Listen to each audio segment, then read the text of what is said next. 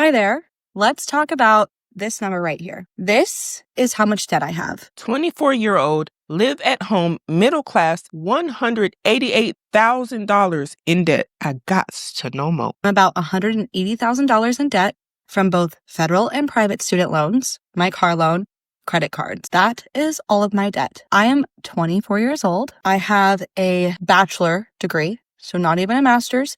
I have one minor, no focus in my major, as well as an honors degree, which did require some extra credits. So that is where this number is coming from. This is on top of the little amount of scholarships that I was awarded, so money I didn't have to pay back. This is everything I owe. That's a lot for a 24-year-old, and I'm hoping she has a degree in something that will give her the ability to pay back this $188,000 in debt she has. This is a lot of debt for a 24-year-old, and I know a lot of people are probably going to be like, no, not if you go to school. It's still a lot of debt. Debt is debt. I came out of college in June of 2024, and I did not look at the debt that I was accruing. I took out loans as I needed them each year for college, and I didn't really think about what the percentages meant because I was never taught financial literacy. I didn't think about what the realistic number was going to be that I would have to owe each month on these loans, and they are astronomical.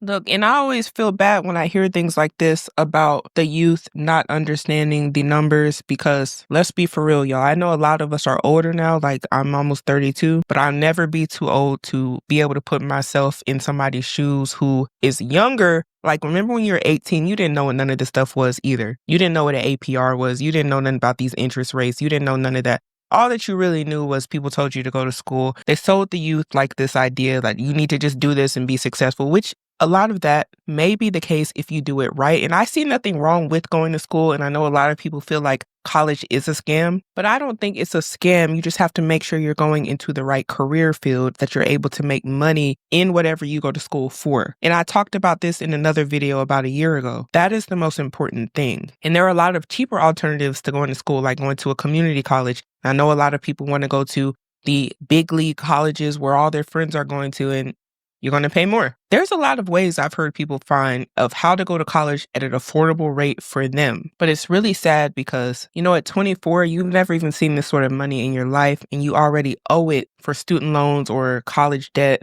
whatever else she has debt for. Sally Mae, which is my private loan creditor, wants $1,800 a month from me. That's just Sally Mae. I am right now in a grace period for 12 months where I only have to pay $1,033 to Sally Mae. I would not be able to afford the $1,800 a month if I wasn't able to get it down for 12 months. I don't know what I'm going to do in 11 months, but this is just me talking about it. On top of that, I owe about $287 to the federal government per month. That's not changing. And I owe $202 for my car payment. And that's not even including the $150 or $60 that I owe each month for the car insurance or my credit card payment. I mean, her car payment is it's not bad. That doesn't include any of that. So alone, Sally Mae wants $1,800 from me. I graduated college, as I just mentioned, in June of 2024, so this last year. And I wanted to just have a nice summer because I have been doing school for the last 5 years, and I've been taking summer courses full-time every year, and as well as working full-time. So this is also like the debt I have, and I was working full-time during the summers, and I was working part-time during the school years. So that's all, I still had no money, and I had to take out loans. And if I had looked at my loans fresh out of college, which I highly recommend you do if you have loans, do not wait until they are due to start looking at them. I decided to do that and made barely any money, but I didn't have any loan payments at the time during the summer. And I wish that I had started making the payments as soon as possible on those loans while I had them. And I think this is why it's important for parents, adults, whoever is in the child's life when they become 18 or whatever the case may be, to try to inform them on the severity of student loans, because these student loans are not going to be able to be forgiven. I know a lot of people are hoping that they are forgiven. As it stands right now, they're not. You still have to pay them. Things may change, things may not change, but as it stands, you will have to pay back your student loans. And what a lot of people understood when they took out the student loans was that they were going to have to pay it back. And I would question people to look in the mirror. Who is paying these student loans back? Will it be you? Will it be somebody you know?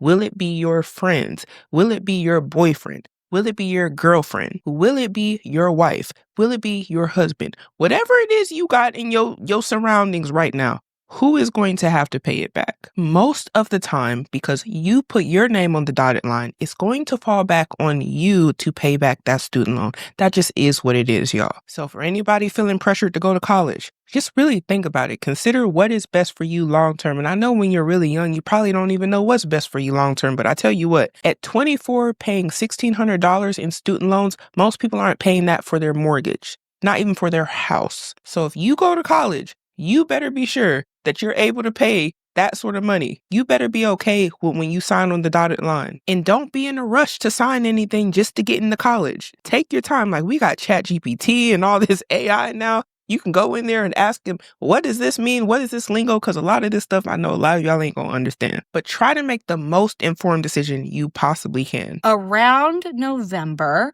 my best friend was like, hey, I have loans. You have loans. Have you looked at what your loan payments are going to be? And I was like, shh, can't be that bad, right? Wrong. I looked at my loan payments and I cried because I was not taught financial literacy. And I didn't understand how a credit company for student loans could charge me $1,800 if I wasn't making that much. I thought, okay, there must be something similar to the federal aid where you can do it based on income. No, they don't offer that. So I would also look into that before you take out student loans if they're going to offer income-based or anything. They don't offer that. The best I could do was bring it down to $1,000. And then I was struggling to find a full-time job. I applied for like 3 months to over probably 500 jobs before I finally found one. This is the catch, that doesn't even require my degree. I found a job that paid $20 an hour, 40 hours a week, and it was degree recommended, not required. So I felt very grateful for that opportunity. I just don't understand why companies and jobs want you to have stepping stones, but don't consider your degree to be the stepping stones or the foundation for working for those companies. And they want to pay less money for more years of experience. It doesn't make sense. It's really hard to find a job right now, like really, really hard. And that's very unfortunate. And it's really a good thing that they gave her a chance wherever it is she got her job at. That's really a blessing. And I know a lot of people think that their degree is like the one thing that's going to get them in the door. And that's not enough because you're competing with people who have the experience, that have the hands-on training. You have people who may have even interned or whatever. I don't know if she interned or she did some sort of apprenticeship or whatever, but you're competing against those people. And on paper, yeah, your degree looks nice, but it may not be enough against who you're competing with. And that's another thing that I like to talk about because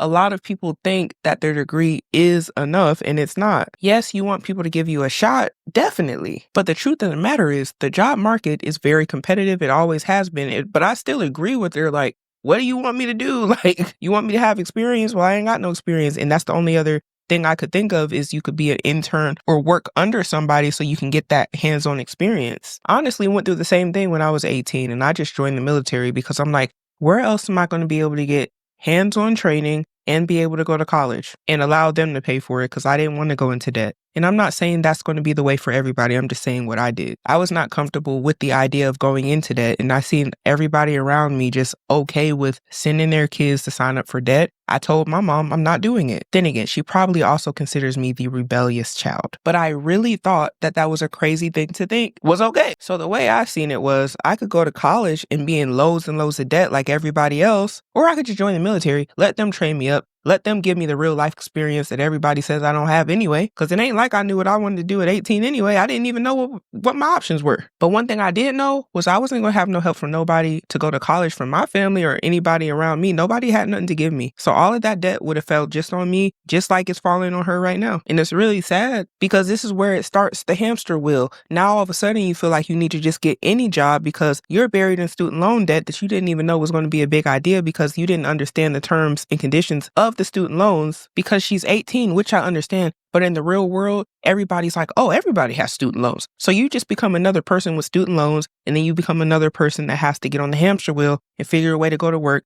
And you probably aren't even going to use your degree to get to work or to get a job because you just need any job at this point. But like she said, no job is just going to hire you because you don't have enough experience. So you end up getting a job somewhere else because you still need to pay your student loans and you still need to survive. And don't get me started if you aren't living with your parents or you don't have a roommate or something like that. If you're really on your own, it's even worse. There's a lot of people that end up working like 2-3 jobs during college. And I think that's what needs to be told to these students or these younger adults that are like 18, 17, 19 years old. that have the ambition to go to college. And I'm not saying all this because I think college is bad. I really don't. I think that college is good for certain things. And if you're not going for certain things, it may not be worth it for you. You might want to reconsider. Maybe you can just get a trade, get some sort of skill, get some certs. But college is not for everybody, especially if you're not going to be going to get a high performing job that's going to pay you a lot of money because you got to pay back these student loans. And I'm able to make my bare minimum payments, but that doesn't matter because in 12 months, I'm still going to owe $1,800 bare minimum on the Sallie Mae loans, and I cannot afford that. And I make $41,600 a year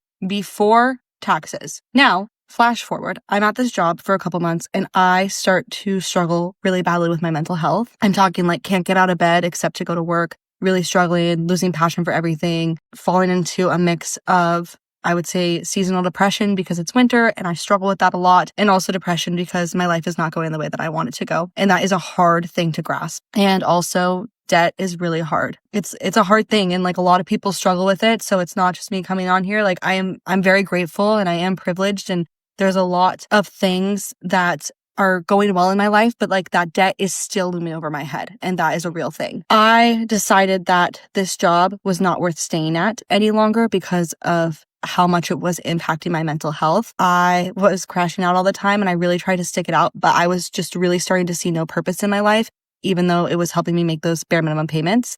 I have since put in my 2 weeks and I'm going back to 2 part-time jobs that I've calculated out will make the same amount of money I make at this full-time job that I supposedly got with my degree.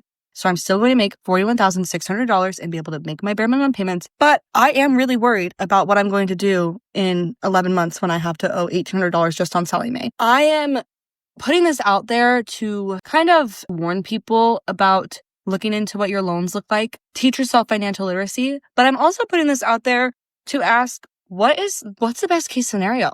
I don't really know what to do, and I've been trying to do research. I don't want to get sued by Sallie Mae. It's hard to find a job. I don't really want people coming on here being like, well, just go find a higher paying job. You were silly to drop down to 2 part-time jobs. That is not the advice I'm looking for. I'm looking for a best way to knock out my loans and start paying them off faster with what I have. I'm making the bare minimum payments and a little bit more. And that's basically all of my income. And I'm looking for other ways to make extra money. So if I have to start DoorDashing as well, I'm going to go back to a job where I'll also be making tips. All of that's going to go towards it. What is the best way? Should I attack the ones that are high interest first? Should I go after the ones that are the smallest? Like, I'm genuinely curious, best way to knock out these loans, because I'm trying to be debt free. There was a time in my life where all I wanted was to make a ton of money. I don't care. Financial freedom to me looks like being debt free. I would love, and I'm not saying this is possible, but I don't think it's impossible either. I would love to be out of debt by the time I'm 30. That's 6 years from now. I have a lot of debt. I don't know how possible that is, but I would have to put all my money towards it. I've not made good financial choices. Like, I'm literally going on a trip in April. Like, I'm not saying that I'm perfect or that, but that's aside the case. That is aside the case. The point is, I can make the bare minimum right now, and I know that I could make more if I need to, despite going on this trip in April. We don't need to talk about that. I'm still making choices. But I want to find out a way that I can get out of debt. I'm trying to find all these extra ways to make money. I'm going to probably eventually in the future apply to jobs. I don't know if she did this already, but one of the first things I would do if I were in her situation is I would move back home if she's not already there. If her parents will allow her, or if she doesn't have a roommate, I would get a roommate. No, I didn't want to just go off of what I thought. Sometimes we're just a click away from the information we need. And I'm only doing this because I want to show you all how easy it is to get the answers to some of the questions you may have when it comes to your personal finances. And I'm not a financial advisor, but I just know how to use Google real well. Now, according to Vanguard, when asked how I should prioritize paying off my debt, it is recommending to start with the highest rate and work your way down to the lowest rate. Start chipping away at your highest rate debt first. Use any extra money you can find to pay down your highest interest debt. Every dollar counts, and that is so true. Now, depending on where you look, you might get a different answer, because right now, I'm on Ramsey Solutions. Now, a lot of you know who Dave Ramsey is. I know a lot of you may or may not like his teachings and what he recommends, but let's see what his site says. It says here, which debt should you pay off first? It says, let's cut straight to it. If you've got multiple debts, pay off the smallest debt first. Forget about the interest rate and focus on the smallest debt first. This is called the debt snowball method. Now, the reason why I'm putting this out is because if you look online, you're going to see multiple different ways you can pay off your debt, and you really got to do what you think is best. but you might get some information that might conflict with another. Now, when we continue reading, it says, now a lot of experts out there tell you to start paying on the debt with the highest interest rate first. And while that's one way to pay off debt, it's definitely not the best or fastest option. Why? It's about momentum. When you're chipping away at a debt balance, the size of amount, it's easy to lose steam and give up. But when you pay off the smallest balances first, you see progress way faster. You get quick wins that will help you stay motivated to pay off the rest of your debt. So again, it's whatever you decide to do because you are the one that has to do the work at the end of the day. But do something. Make a plan. Now, when she was talking about how she can make money, I also feel like that's $1 million question. Everybody wants to know how they can make money, or what is a quick way to make money, or where you can make a lot of money at. And I really feel like that's up to the individual how much money they can make and where they're going to make it at. But I do respect the fact that she's willing and she already has 2 jobs lined up, even though she just left a job. I don't really think that's too bad considering the fact that she immediately got 2 other jobs to replace her income. So she's still able to make her monthly payments on her student loans. But then she's going to run into some problems at the end of the year. So I do wish her the best with that. She may have to do some side hustles as far as like door dashing or anything like that to make some extra income in addition to her already 2 jobs. But that goes kind of back to what I was saying earlier, where I was saying how a lot of college students have 2 or 3 jobs. And it's been like that for a lot of years, where that seems to be the norm, where they all kind of go through the same phase until they can get in the job description they went to school for to actually use their degree in order to make really like big money, if that's the type of degree that they have where they're able to make big money. Until then, I just see them kind of hustling to get by just like everybody else. I still wish her the best and hope she's able to pay off her debt. And I appreciate her sharing her story because I feel like a lot of the youth and a lot of younger people go through similar things. And it's important that people can see themselves in other people so they can understand where they may be heading. Yes, we may not be spring chickens right now. However, there are a lot of 17, 18, 19-year-olds or even people outside of that age range who are interested in going to college, and they just don't even know the ins and outs and all of the interest in that. You will have to pay back that student debt. That's one of the things you cannot file under bankruptcy. So these are things that I want to make people aware of so they can start making better decisions in order to have a better future.